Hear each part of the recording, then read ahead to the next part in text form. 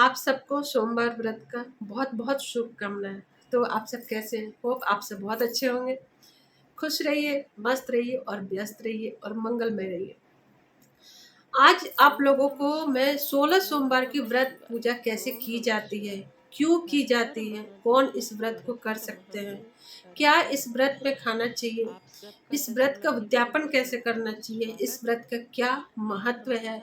Channel को subscribe नहीं किया है तो चैनल को सब्सक्राइब कर लीजिए और आपको भोले बाबा के पूजा से रिलेटेड आपको सारा वीडियो मिलेगा मेरे चैनल पे कि भोले बाबा के पूजा में क्या नहीं चढ़ाना चाहिए, क्या चढ़ाने से क्या महत्व मिलता है, सावन का कथा, सोमवार 16 सोमवार का कथा, ये सब चीजें आपको मेरे चैनल पे आपको मिलेगा।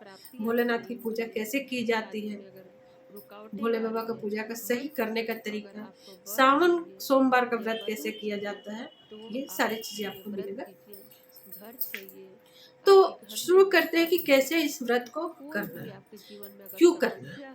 ये जो व्रत होता है थोड़ा कठिन होता है, पहले ही बोलूंगी कि व्रत कठिन होता है, इसलिए आप पूरा खुद को तैयार कीजिए और तैयार करने के बाद ही कीजिए। क्यों क्यों कठिन होता है? क्योंकि ये इच्छा पूर्ति व्रत होता है। इस पूजा को ही इच्छा पूर्ति व्रत मानते हैं, इसलिए इस पूजा को कोई ना कोई मन्नत जो भी रहता है वो मान के पूजा उठाते हैं। तो क्या मन्नत रहता है? मन्नत ये रहता है कि संतान हो गया, संतान की प्राप्ति, अगर किसी को संतान नहीं हो रहा है तो संतान की प्राप्ति, शादी किसी की नहीं हो रही है, शादी में दिक्कतें आ रही है तो हो गया, किसी का भी कोई कोर्ट केस से रिलेटेड अगर कुछ इशू चल रहा है, कुछ भी कहीं अगर, तो कर सकते हैं। रोग भय अगर किसी तरीके का है तो भी ये पूजा किया जा सकता है।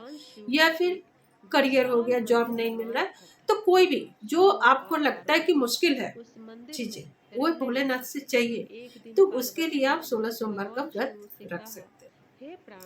इस पूजा में सबसे महत्व बात ये है ना कि आपको जो पहला सोमवार को पूजा कीजिएगा, जो जैसे भी कीजिएगा, जब कीजिएगा, जिस तरीके से कीजिएगा, वही 16 सोमवार में आपको करना है। ना टाइम चेंज होना चाहिए, बदलना चाहिए, ना आप जो भोग लगा रहे हैं वो भोग बदलना चाहिए। आपको विधिवत वैसी ही आपको पूजा करना है। तो आप बने रहिए मेरे चैनल पे और चैनल को सब्सक्राइब कर लीजिए।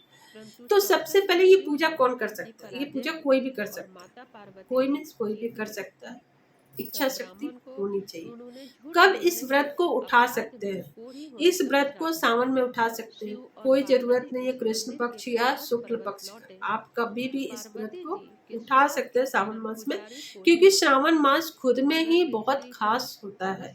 आप इसमें उठाकर व्रत को कर सकते हैं। चैत्र हो गया, कार्तिक हो गया, माघ, अगहन, ये सारे महीने में इसको उठा सकते हैं। बाकी महीने में शुक्ल पक्ष कृष्ण पक्ष देखा जाता है, लेकिन श्रावण मास में नहीं देखा जाता, क्योंकि ये खुद में ये महीना जो होता है श्रावण मास भोले बाबा का सबसे प्रिय मास होता है, और इसमें भोले बाबा कैलाश पर्वत से आते हैं। ये मान्यता है कि धरती पर आते हैं और विचरण करते हैं। अब आता है कि कैसे पूजा करना है, एक एक करके मैं बताऊंगी। सब परिवार का फोटो ले लीजिए, सब परिवार का एक भोले बाबा का फोटो ले लीजिए, उनका भी पूजा कीजिए सब परिवार के साथ में। और फिर आप एक शिवलिंग बना लीजिए। उन शिवलिंग में भी जब बनाते हैं, थाली में रखते हैं, तो वहाँ पे उनका पूरी परिवार होना चाहिए। कार्तिकेय, गणेश भगवान, माँ पार्वती, नंदी, ऐसे करके सब होना चाहिए। बाकी तो जो बासुकी नाथ है या फिर चंद्रमा जी है, वो तो भोले बाबा के साथ ही रहते हैं। तो ये साथ में आप बना के वैसे करके पूजा करना। क्या क्या इसमें चढ़ाना एक एक करके मैं आप लोगों को बताऊंगी। आपने नहा वहा के अच्छे से तैयार वार होके शुद्ध कपड़े में टाइम आप फिक्स कर लीजिए, जो भी आपको लगता है। ऐसा नहीं कि इस सोमवार को ये टाइम मिला तो अगला सोमवार का वैसे कर लेंगे, आपको फिक्स कर लेना। सुबह में करना है तो सुबह कीजिए, या फिर शाम में करना है तो शाम कर लीजिए। ज्यादातर भोलेनाथ की पूजा प्रदोष काल में अच्छा माना जाता है, तो प्रदोष काल में भी यह पूजा कर सकते हैं, शाम में ये पूजा कर सकते हैं। दिन भर आपको उपवास रहना होगा, और जो आप पूजा करिएगा, पूजा करने के बाद ही आपको प्रसाद ग्रहण करना होगा। प्रसाद में आपको कैसे आपको उठाना, अगर आप मीठा खा के उठाना चाहते हैं तो मीठा खा के उठा लीजिए, या फिर सेंधा नमक में उठाना चाहते हैं तो सेंधा नमक में भी आप उठा सकते हैं, क्योंकि भोलेनाथ श्रद्धा देखते हैं। कष्ट आप करके कुछ कीजिए, और आपका जो इच्छा है, आपका जो मन है वो विचलित हो रहा है, अशांत हो रहा है, तो वो पूजा स्वीकार नहीं होता है। तो आप अपना कंफर्ट जोन में ही कीजिए, जो अच्छे से आपका मन से दिल से ये पूजा हो जाए। ले लिए आपने चौकी पे, आप पूरा एक कपड़ा डाल दीजिए, कोशिश कीजिए कि वो भी सफ़ेद हो। आप फोटो रख लीजिए, वहाँ पे थाली रख लीजिए, थाली में उनके पूरे परिवार को आप बिठा दीजिए। उसके बाद से आपको एक दिया जलाना है। सारी सामग्री आपने तैयार कर ली है।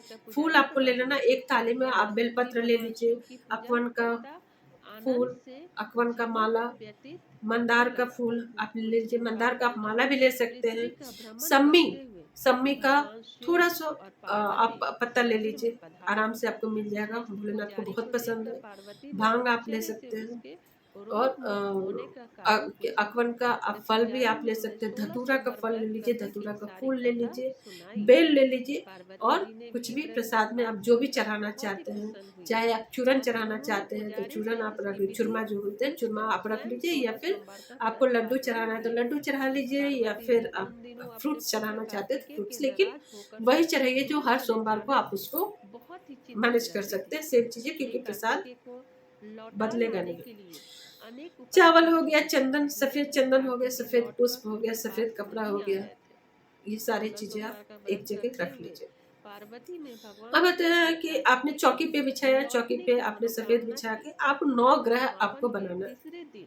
9 ग्रह का आपको बनाने के बाद एक साइड में आप कलश रखिए, कलश जरूर रखिए। आप कलश आप नारियल भी रख सकते हैं, पानी रखे, पानी के ऊपर आप मतलब लोटे के ऊपर आपने आम का पल्लो रख लिया, पंच पल्लो जिसको बोलते हैं, उसके ऊपर आपको नारियल रखना है तो नारियल रख लीजिए, या एक पात्र में आप शुगर चीनी रख सकते हैं, या फिर चावल भी आप रख सकते हैं, लेकिन चावल हल्दी से रंगा हुआ नहीं होना चाहिए, क्योंकि हल्दी नहीं चढ़ाया जाता है।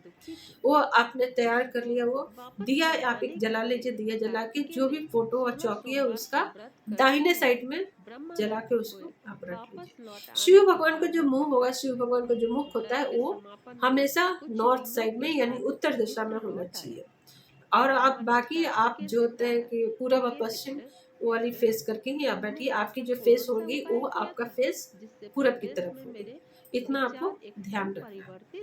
उसके बाद बैठ गए, फिर आप वैसे ही आप 4 बार शिव भगवान को चढ़ाइए, पानी चढ़ाइए, जल चढ़ाइए, और उसके बाद से दूध चढ़ाइए, दही चढ़ाइए। ये चीजें पहले आपको फिर से बोलूंगी, गणेश भगवान को पहले कीजिए, उसके बाद से एक एक करके सारे उनको परिवार को चढ़ाइए।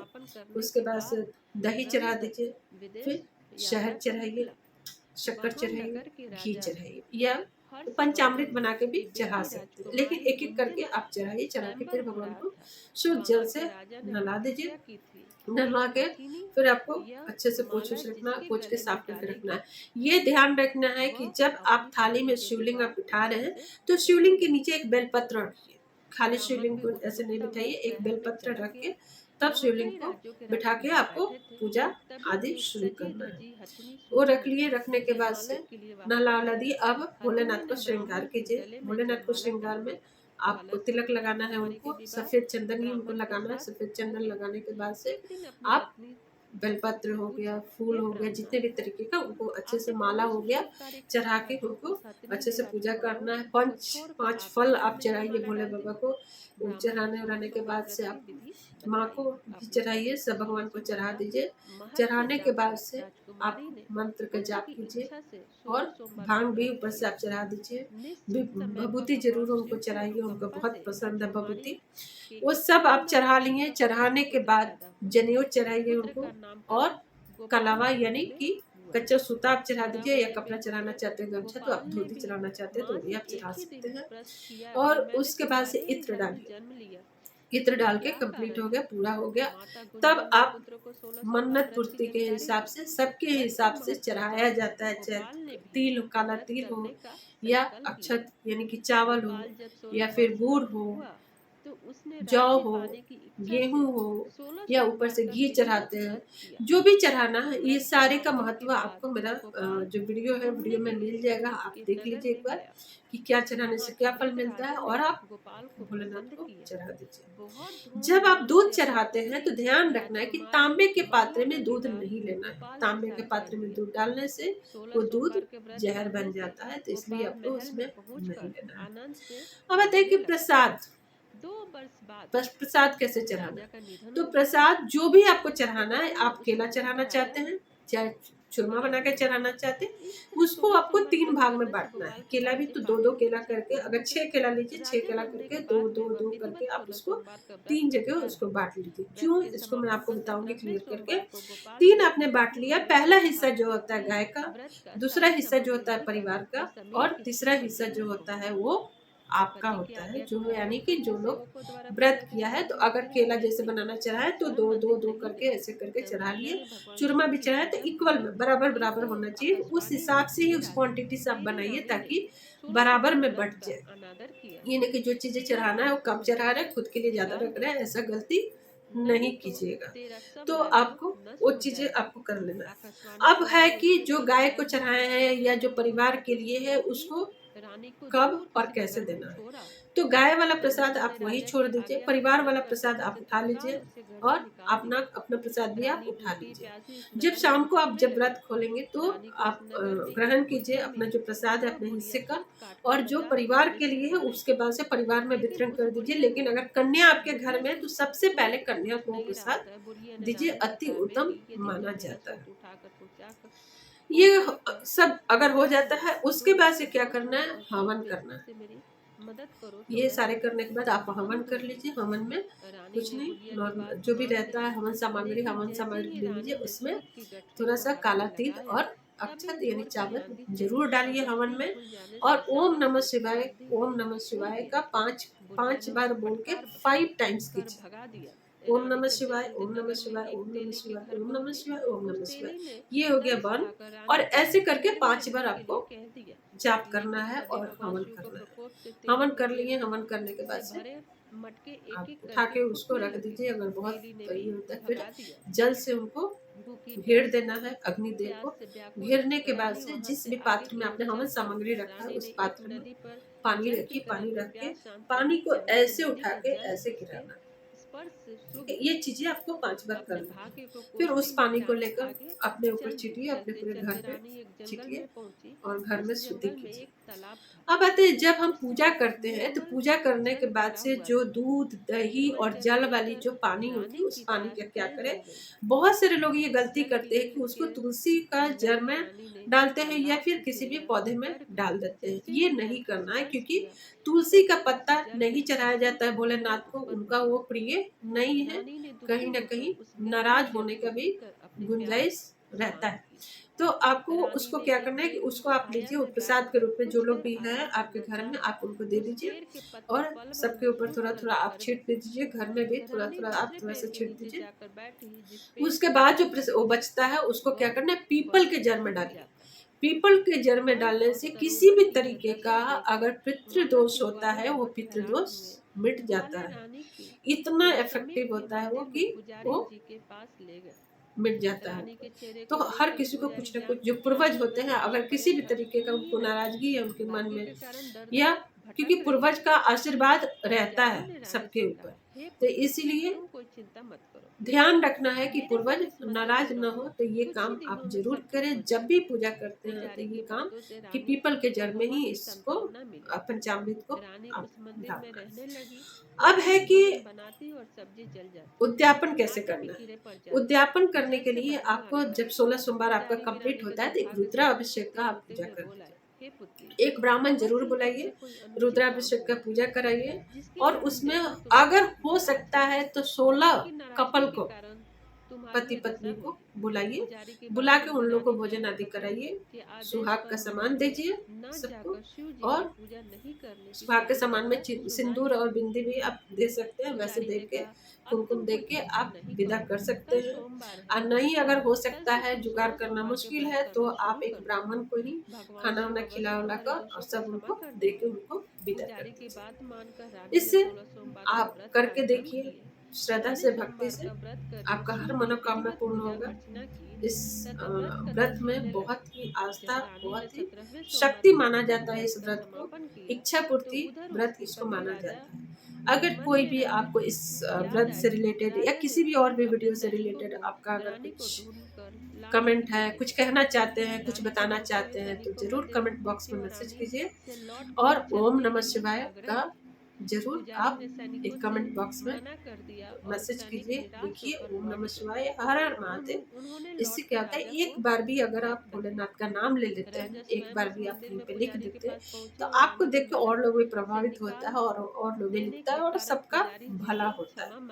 तो जरूर लिखिए। अगर आपको ये वीडियो पसंद भी आता है तो भी आप ओम नमः शिवाय जरूर लिखिए। खुश रहिए और मंगलमय रहिए।